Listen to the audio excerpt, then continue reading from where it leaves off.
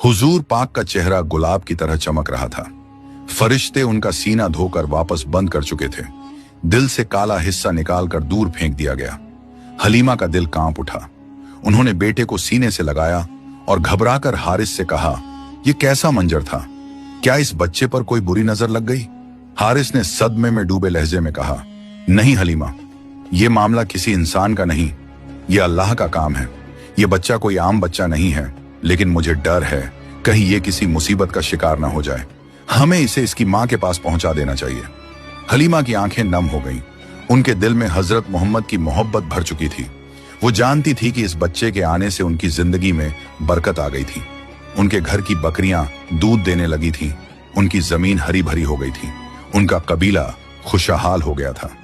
अब इस रहमत को छोड़ना उनके लिए आसान न था, लेकिन एक मां का डर हमेशा हावी हो जाता है। हलीमा ने बेटे के सिर पर हाथ फेरा और कहा, चलो हारिस, हम सफर की तैयारी करते हैं। अब इसे इसकी मां के हवाले कर देना चाहिए। मक्का की तरफ सफर शुरू हुआ। रेगिस्तान की सुनहरी रेत पर ऊंट की चाल धीमी और बोझिल थी। बीबी हलीमा की आंखों में आंसू थे। वो बार बार हुजूर को देखती, कभी उनके नन्हे हाथ पकड़ लेती, कभी सीने से लगा लेती। उनके दिल की हालत अजीब थी। मोहब्बत और डर का मिला जुला समुंदर। रास्ते में जब रात होती तो तारे झिलमिलाते और हवा ठंडी हो जाती। बीबी हलीमा नींद में भी प्यारे नबी को सीने से लगाए रखती। उन्हें लगता है कि ये बच्चा कोई अमानत है जो अल्लाह ने उनके हवाले की थी, और अब वो इसे इसकी असल जगह वापस पहुंचा रही है। सफर के दौरान कई बार उनका दिल कहता, काश मैं इसे हमेशा अपने पास रख सकूं। काश ये नूर हमेशा मेरे घर को रोशन रखे।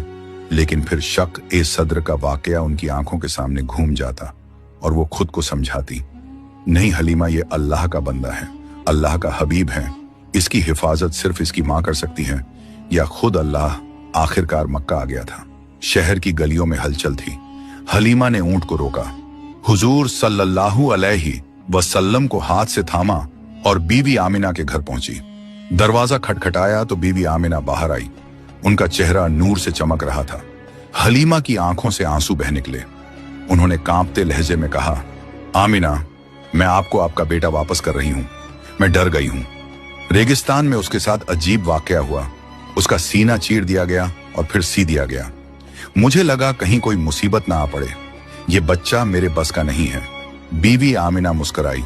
उन्होंने बेटे को चूम लिया, उसकी मासूम आंखों में देखा और बहुत इत्मीनान से कहा, हलीमा डर मत, मेरा बेटा कोई आम बच्चा नहीं।